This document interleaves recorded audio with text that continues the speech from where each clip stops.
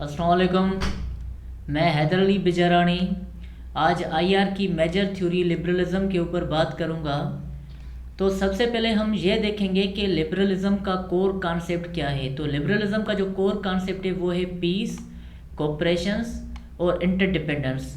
तो आप इससे समझ जाएं कि लिबरलिज़म का जो कोर कॉन्सेप्ट है वो है कि हमें दुनिया में पीस कायम करना है विद कोऑपरेशन, और उसके साथ साथ हमें दुनिया की जो भी कंट्रीज़ हैं उनको आपस में इंटरडिपेंड करना है। तो ये है लिबरलिज़म का कोर कॉन्सेप्ट। तो यहाँ पे मैंने दो एग्जांपल लिखे हैं क्योंकि मैं आज कोशिश करूँगा कि हर पॉइंट को विथ एग्जांपल सॉल्व करता जाऊँ। देखें, CPEC China Pakistan economic corridor, इसमें अब बहुत सी कंट्रीज़ ने सीपेक को ज्वाइन कर लिया है, मगर अगर हम चाइना और पाकिस्तान के ऊपर डिस्कस करें तो सबसे पहले क्या हुआ कि चाइना और पाकिस्तान इस सीपेक प्रोजेक्ट के ऊपर आपस में इंटरडिपेंड हुए, जिसके बाद चाइना और पाकिस्तान की आपस में कोऑपरेशन हुई। तो इस कोऑपरेशन होने के बाद क्या हुआ कि चाइना और पाकिस्तान के दरमियान एक तो पीस प्रोमोट हुआ और उसके साथ साथ पूरी दुनिया, या ये कहें कि उसकी पूरे रीजन में पीस प्रोमोट हुआ। तो लिबरलिज्म का कोर कॉन्सेप्ट ये है कि कंट्रीज़ को पीस प्रोमोट करना है विद कोऑपरेशन और इंटरडिपेंडेंस। तो यूरोपियन यूनियन का अगर मिसाल आप देख लें, एग्जांपल देख लें, तो यूरोपियन यूनियन भी एक इंटरडिपेंड है, जिसमें बहुत कंट्रीज इंटरडिपेंड हैं एक दूसरे के ऊपर, और इससे ही पीस प्रोमोट होता है यूरोप की कंट्रीज़ में। तो लिबरलिज्म का कोर कॉन्सेप्ट भी है कि पीस को प्रमोट करना है। अगर आगे बढ़ें, अजम्पशंस ऑफ लिबरलिज्म को हम डिस्कस करें तो उसमें जो मैंने फर्स्ट नंबर पॉइंट लिखा है वो लिखा है कि international cooperations is in the favour of every state. मतलब कि जो इंटरनेशनल जो कोऑपरेशन होती है वो हर स्टेट की फेवर में होती है। जैसे सीपेक, जैसे मैंने आपको एग्जांपल दे दिया। अगर सीपेक के अलावा मैं आपको एग्जांपल दे दूं तो इस वक्त दुनिया में कोई भी ऐसा कंट्री नहीं जो इंटरनेशनल कोऑपरेशन के बगैर रहे। जैसे लेट सपोज कि इस वक्त ईरान और नॉर्थ कोरिया ये रह रहे हैं आइसोलेशन में। आप इससे देख लें, अगर इनकी इकोनॉमी को देखें तो इनकी इकोनॉमी बिल्कुल ही ख़त्म होने वाली है। तो मतलब कि अगर कोई भी कंट्री इंटरनेशनल कोऑपरेशन के बगैर रहेगा तो उसकी इकोनॉमी ख़त्म हो जाएगी और वो कंट्री इस दुनिया के मैप से ही ख़त्म हो जाएगा। तो इसलिए लिबरलिज्म का ये पॉइंट बिल्कुल ही दुरुस्त है, बिल्कुल ही ठीक है कि भाई जो इंटरनेशनल कोऑपरेशन होती है स्टेट्स के दरमियान वो हर स्टेट के फेवर में है। अब दूसरा नंबर पॉइंट मैंने यहाँ पे लिखा है कि मिलिट्री पावर, ये बड़ा ही ज़बरदस्त पॉइंट है, आप इसको देखना कि military power is not only the form of power as economic power has its own work. अब यहाँ पे लिबरलिज्म का मानना है कि भाई मिलिट्री पावर ही किसी कंट्री के लिए ये सब कुछ नहीं, मगर उसके साथ साथ मिलिट्री पावर के साथ साथ इकोनॉमिक पावर की भी हद से ज़्यादा एक इम्पोर्टेंस है। तो यहाँ पे मैंने एक एग्जांपल लिखा है नॉर्थ कोरिया और साउथ कोरिया का। देखें, नॉर्थ कोरिया और साउथ कोरिया के ताल्लुकात आपस में बेहतर नहीं, और इवन के 1950s में इनकी आपस में एक वार भी हुई थी जिसे कोरियन वार भी कहा जाता है। तो नॉर्थ कोरिया जो रिच है उसके पास मिलिट्री ज़्यादा है नॉर्थ कोरिया के पास, और साउथ कोरिया की जो इकोनॉमी है वो हद से ज़्यादा पावरफुल है बानिस्बत as compare to North Korea के।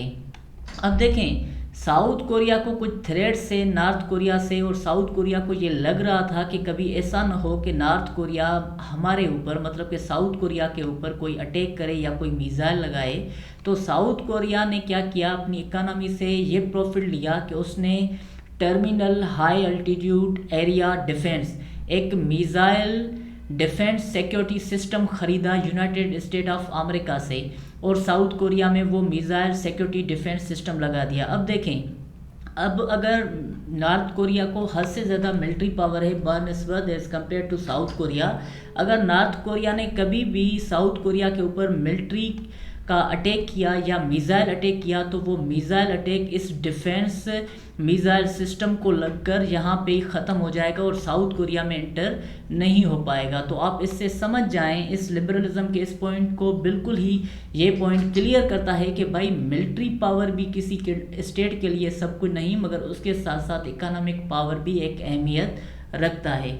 आगे बढ़ें, और इससे साथ ये कहा गया है कि इंटरनेशनल रूल्स, मतलब कि इंटरनेशनल लॉ और उसके साथ साथ ऑर्गेनाइजेशंस, मतलब कि यूएनओ या और जो इंटरनेशनल ऑर्गेनाइजेशन हैं वो ही दुनिया में कोऑपरेशन को क्रिएट करती हैं, वो ही दुनिया की कंट्रीज़ को आपस में कोऑपरेट करवाती हैं और इंटरडिपेंड का कॉन्सेप्ट देती हैं। अब देखें, ये वो कॉन्सेप्ट है जिससे मैंने आपकी लिबरलिज्म थ्योरी को क्लियर कर दिया। अब लिबरलिज्म के और पॉइंट्स मगर वो हम एग्जाम्पल के साथ ही डिस्कस करेंगे।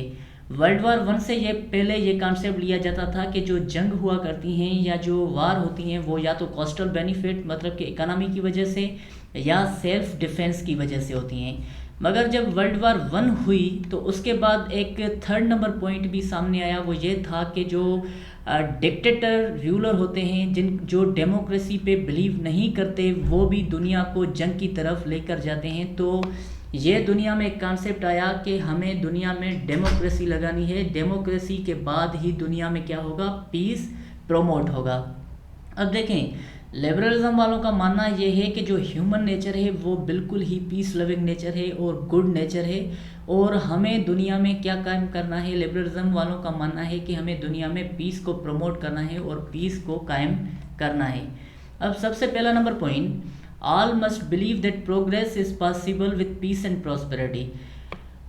फर्स्ट नंबर पॉइंट ये है कि दुनिया में किसी भी कंट्री में प्रोग्रेस तभी हो सकती है अगर वो कंट्री पीस और प्रॉस्पेरिटी पे बिलीव रखे। मतलब कि प्रोग्रेस सिर्फ पीस और प्रॉस्पेरिटी से ही मिल सकती है और पीस को प्रमोट कौन करेगा, इंटरनेशनल ऑर्गेनाइजेशन ही पीस को प्रमोट करेंगी।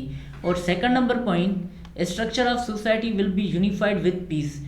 जब भी दुनिया में पीस कायम होगा, किसी भी कंट्री में पीस होगा तो उस सोसाइटी का स्ट्रक्चर जो होगा वो यूनिफाइड हो जाएगा and their interest will join each other, outlook will be democratic. मतलब कि अगर किसी भी एक कंट्री में पीस प्रमोट हुआ और दूसरी कंट्री में भी पीस प्रमोट हुआ और एक कंट्री में डेमोक्रेसी लगी और दूसरी कंट्री में भी डेमोक्रेसी प्रमोट हुई तो उनके इंटरेस्ट आपस में सेम हो जाएंगे और सेम इंटरेस्ट होने के बावजूद वो कंट्रीज़, वो स्टेट आपस में रिलेशंस बेहतर रखेंगे और जिससे दुनिया में पीस प्रमोट होगा।